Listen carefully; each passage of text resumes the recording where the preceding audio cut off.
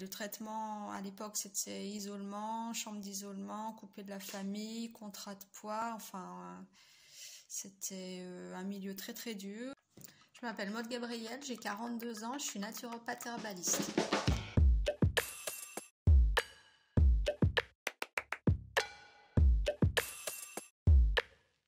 J'ai souffert pendant 25 ans d'anorexie mentale restrictive. C'est jamais une maladie simple et il y a souvent ce qu'on appelle des facteurs de comorbidité et moi je les ai eu à peu près tous, c'est-à-dire que j'ai souffert conjointement d'hyperactivité, de troubles du spectre autistique et d'une dépression vraiment profonde avec plusieurs tentatives de suicide. La première était à 13 ans.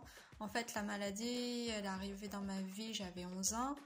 Et elle s'est résolue à mes 35 ans. Alors donc à 11 ans, c'était dans les années 90 et je vivais à la campagne et à cette époque, Internet n'existait pas, donc les moyens d'information et de communication étaient bien différents. Et donc le diagnostic était déjà plutôt long à poser par le médecin de famille, ma mère devant mes pleurs, ma restriction alimentaire, mon état vraiment déprimé, elle m'a emmenée toutes les semaines pendant plus de 6 mois chez le médecin généraliste avant qu'il pose vraiment le diagnostic. Et au début, il pensait vraiment plus à la dépression que l'anorexie mentale restrictive.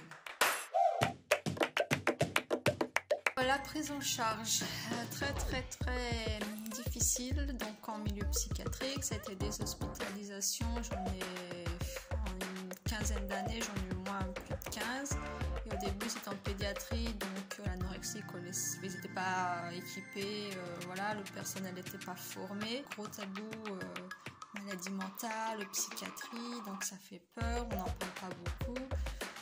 Donc le traitement à l'époque, c'était isolement, chambre d'isolement, coupé de la famille, contrat de poids, enfin... C'était un milieu très très dur, plein de violence verbale, les traitements, donc c'était vraiment médicamenteux très lourd, c'était courant les cures de sommeil, les électrochocs, vraiment un milieu compliqué. Clairement, c'est pas ça qui m'a aidée. Vraiment, non, je me sentais incomprise.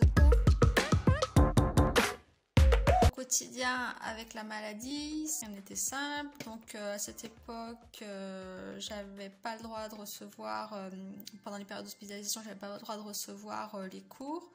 Donc j'étais déscolarisée ponctuellement, c'est-à-dire qu'entre deux hospitalisations, je retournais quelques mois en cours pour passer en général les examens, les choses comme ça. Mais bon, j'avais quand même certaines facilités intellectuelle, donc je m'en sortais pas trop mal. J'ai eu mon bac avec mention assez bien et puis après j'ai commencé une année de fac d'allemand et en fait la maladie elle prenait beaucoup plus de terrain sur ma vie et c'est-à-dire que en fait j'ai pas fait les études dont je rêvais.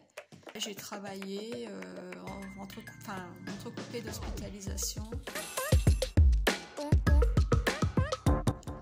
Alors avec l'entourage, j'étais tellement dans une bulle de maladie, je n'arrivais pas à exprimer ne serait-ce que mon mal-être, mes émotions, mes sentiments, ni la joie ni la peine. J'étais vraiment, la maladie maîtrisait tout, quoi. Enfin, j'étais pas moi-même, je pouvais pas extérioriser quoi que ce soit.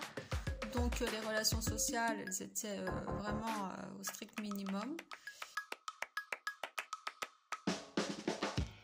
Alors Sun, ça représente un petit peu tout ce dont j'aurais eu besoin à l'époque où j'en avais besoin et qui n'existait pas. Être entendu, écouté, avoir des messages positifs et l'expérience de personnes qui ont traversé ou qui traversent les mêmes tempêtes que moi j'ai pu traverser.